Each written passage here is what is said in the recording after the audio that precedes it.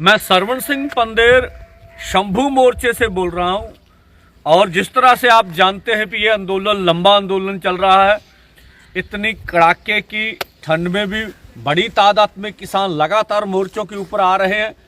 कल हमने एक चंडीगढ़ पीसी करके अमर अनशन जो डल्लेवाल साहब खनौरी बॉर्डर पर रख रहे हैं उनका ऐलान कर दिया दोनों फोरमों की ओर से।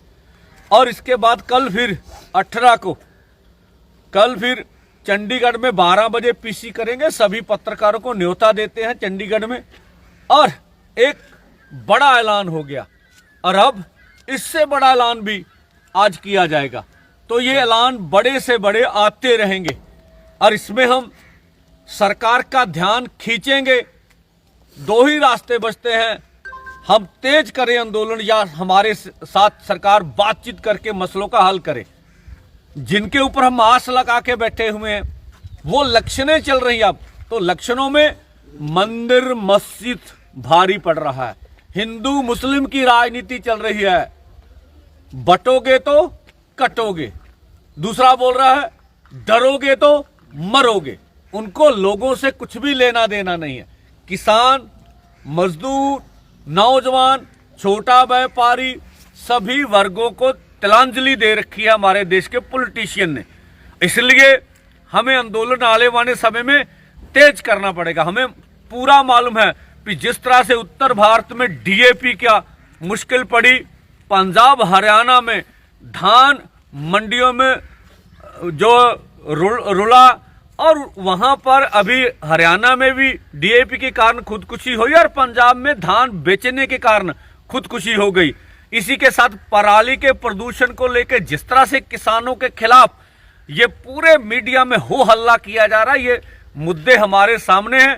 एमएसपी लीगल गारंटी कानून, देश के किसान मजदूर की कर्ज माफी, आदिवासियों की संविधान की 5वीं सूची, सभी मांगों को लेकर ये मोर्चा चल रहा है और आज कल जो बड़े ऐलान होंगे। मैं सरवण सिंह पंदेर शंभू मोर्चे से बोल रहा हूं और जिस तरह से आप जानते हैं कि ये आंदोलन लंबा आंदोलन चल रहा है।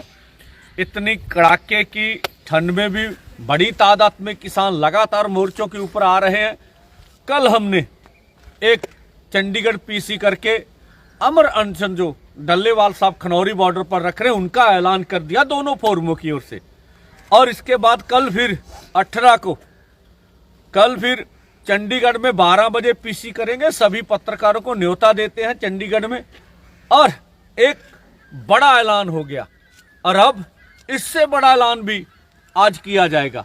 तो ये ऐलान बड़े से बड़े आते रहेंगे और इसमें हम सरकार का ध्यान खींचेंगे। दो ही रास्ते बचते हैं, हम तेज करें आंदोलन या हमारे साथ सरकार बातचीत करके मसलों का हल करे। जिनके ऊपर हम आस लगा के बैठे हुए हैं वो इलेक्शनें चल रही हैं। अब तो इलेक्शनों में मंदिर मस्जिद भारी पड़ रहा है। हिंदू मुस्लिम की राजनीति चल रही है। बटोगे तो कटोगे। दूसरा बोल रहा है डरोगे तो मरोगे। उनको लोगों से कुछ भी लेना देना नहीं है। किसान, मजदूर, नौजवान, छोटा व्यापारी सभी वर्गों को तिलांजलि दे रखी है हमारे देश के पॉलिटिशियन ने।